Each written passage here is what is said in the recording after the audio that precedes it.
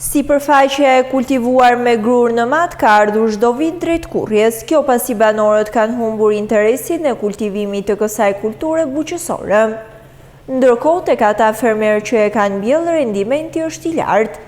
Preng Gjini, I cili prej vitesh punon me mjetin e tij autokombajn për korrjen e grurit, thotë se ndonëse lugina e matit është shumë prodhuese, fermerët po e lënë djerë tokën, ndërsa këtë vit as 10% e sipërfaqes totale nuk është kultivuar.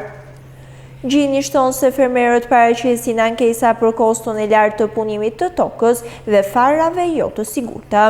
Preng Gjini shpreh se e gjithë buqësia ka pësuar rënje, teksa tokën po e mbulojnë ferrat pasi nuk po punohet më.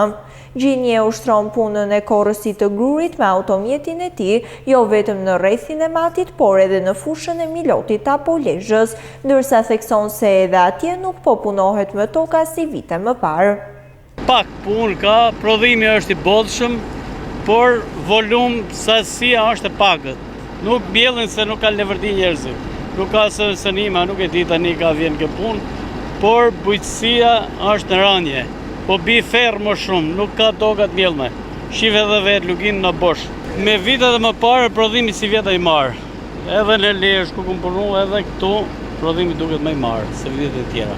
S'ka volum me punu tani edhe për vërësi, edhe për kështu tani është në rënje çdo gjë. Pse dim, lugin të madit mund të jenë 10 hektar tokë, nuk ka më. 100 hektar vetëm fshatin Suq. Tani 10 hektar komplet në rënje, 10% e punës, kaq.